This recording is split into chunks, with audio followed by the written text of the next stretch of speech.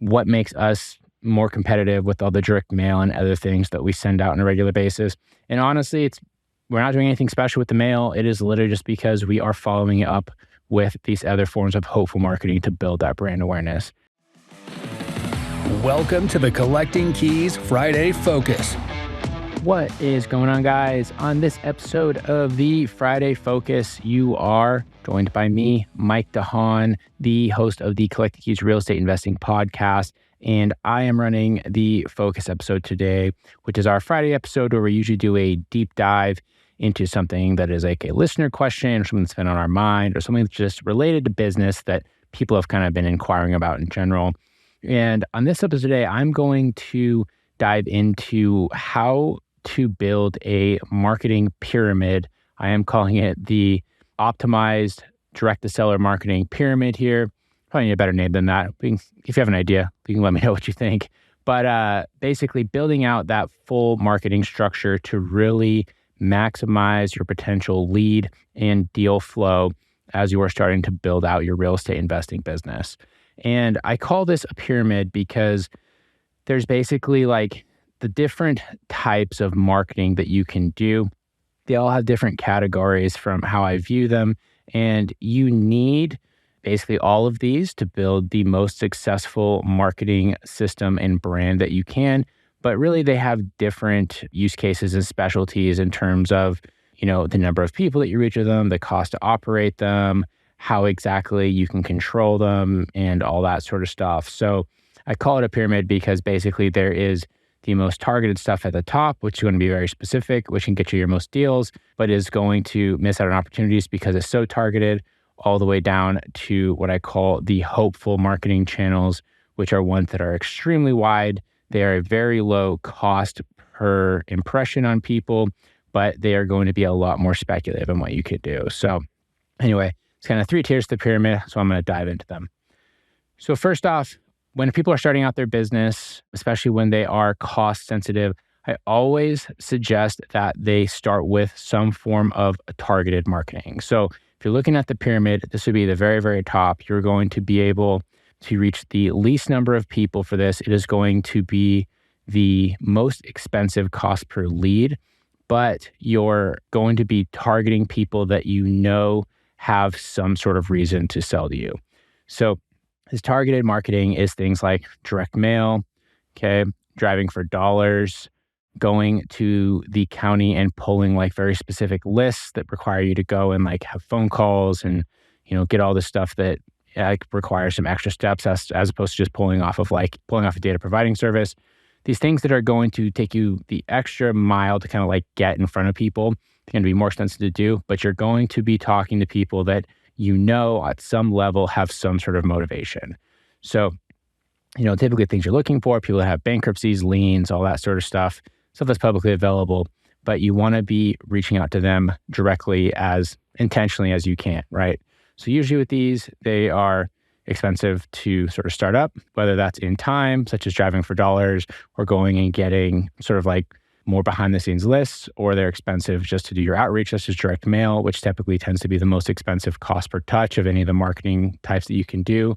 But they're great because they are typically the highest quality of leads. And from our experience, these types of leads account for about 78% of our deals.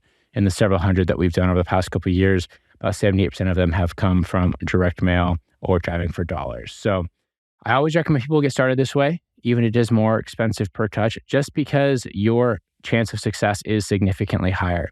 A lot of people will get drawn towards the bottom of the pyramid because it's cheaper per touch. It feels like it's progress. So you're talking to more people and it's costing you less money. But if you're not getting deals, what's really the point? I would rather talk to 5 people and get a deal than talk to 100 people and get one deal, right? So it comes down to what's the best value for your time. So at the very top, we have the targeted marketing, and this is usually how I recommend people start. Once you have the systems for your targeted marketing figured out, you move on to the second layer of the pyramid, which I call the speculative marketing.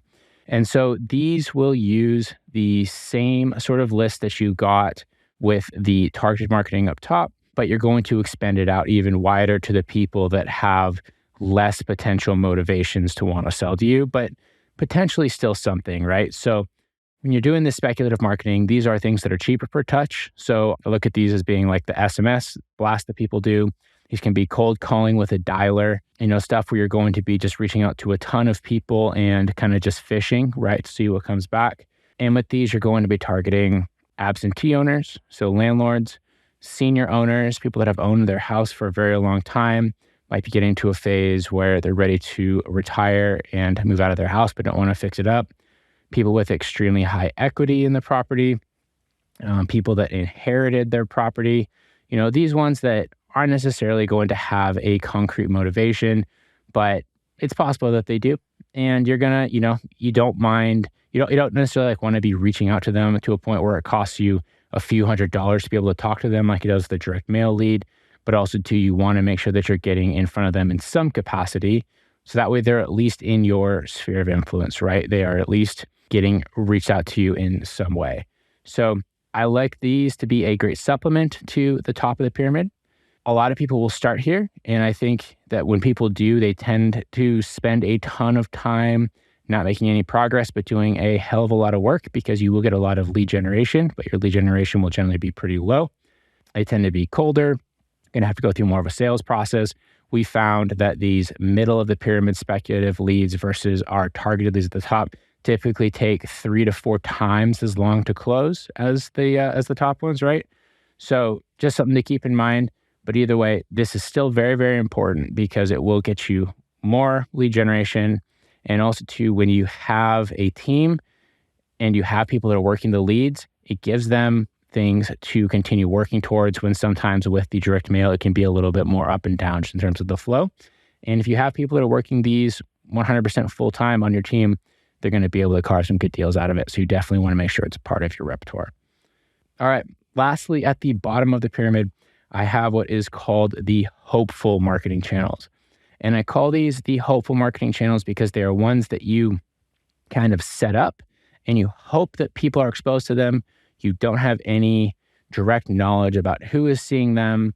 You can kind of figure out how many people are seeing them with some of the different ways that you can track stuff, but ultimately it's not targeted at all. And you're kind of just putting your brand and your services out there. So these are things like online ads, social media ads, Google pay-per-click ads, TV ads, radio advertisements, billboards, kind of just like the mass marketing stuff that a ton of people will probably see, but you have no control over whether or not they are the correct fit for you. And these are typically the last thing that I recommend people add into their business marketing pyramid, just because you have no control of it and they can be very expensive, especially some of the media related stuff that requires you to, sign a long-term contract or those sort of things. I think people get drawn to these because they seem like they're niche. They seem like they're glamorous.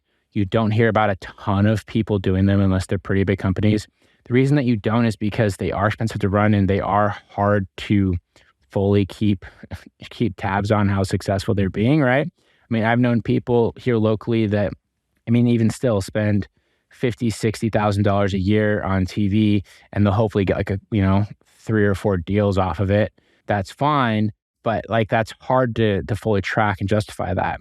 I think the more important way to view these hopeful marketing channels, instead of it being like a lead generation source, it is more of a brand growth and a brand awareness source, right? So you want to pair this with your targeted marketing and your speculative marketing, have this hopeful marketing out there. So that way when someone receives a letter from you and then they just happen to also see you on TV, happen to also pass by your billboard on the way home from work, happen to also see your online ad, it gives you extra credibility and it makes your targeted and speculative marketing more effective, right? So this last channel is one that, like I said, a lot of people don't do. They don't really delve into that. They will just focus on the target speculative, which I think is fine. But I do think that having this hopeful marketing at the bottom will make you much more credible to the sellers, right? It will give you a much higher chance of success. And then, people always ask us what makes us more competitive with all the direct mail and other things that we send out on a regular basis. And honestly, we're not doing anything special with the mail. It is literally just because we are following it up with these other forms of hopeful marketing to build that brand awareness. And so it's a really important base to your pyramid to really establish that. establish yourself with the rest of your marketing channels that you have above. So anyways, guys, ultimately, when it comes to marketing, there is no absolute right or wrong way to do it. I do think you just need to look at it from a holistic picture and, making sure that whatever you do decide to do, you commit to it for an extended period of time. We always tell people in our instant investor program, expect to commit to whatever you're going to do for at least 3 to 4 months. That way you have a track record month by month that you can see if it's working, if it's not, if there's any sort of improvement, if it's a decline. If you go in and you do direct mail for 1 month, you do cold calling for 1 month, you throw up some Facebook ads for 1 month, you're never going to get anything done if you do that.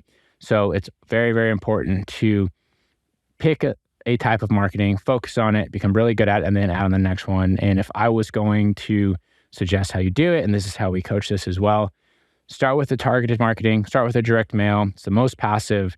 It's going to get you the highest quality leads. Once that's rocking, add in the speculative marketing, right? Hire an SMS company, hire a cold calling company, bring on a VA, do all those sort of things to start to really build your pipeline and get some more robust deal flow. And then finally, once that's going, lean into the hopeful marketing, get your online ads rocking, start making radio ads. That's something that you want to do and really start to cement that brand. And going through that phase, it will be the easiest to manage your budget, make sure that you understand the opportunities that are coming through and how to take them down with your sales process, and ultimately have a very successful business that has some longevity to it because you've built that foundation the correct way. Anyways, guys, I would love to hear your take on any of these different marketing channels. I'd love to hear what you're doing too, if I missed something. So feel free to hit me up on Instagram at Mike_invest and let me know. If you have a really unique way of marketing, I just love to hear what people are doing. People come up with some pretty creative stuff these days. And it's a fun business because it gives you the ability to try things at relatively low risk. And there really isn't the absolute way that this business needs to be run. It is generally free form. The cost of entry, barrier to entry is relatively low. And people are creative. They can get deals in some really unique ways. So if you're doing something like that, I'd love to hear about it. So yeah, hit me up on Instagram, Mike_invest. Send me a DM. I'd love to hear what you're doing. Besides that, please share this show with anyone that you know that might be interested in real estate investing or, just hearing about different marketing tactics, because this does also apply to different kind of businesses as well.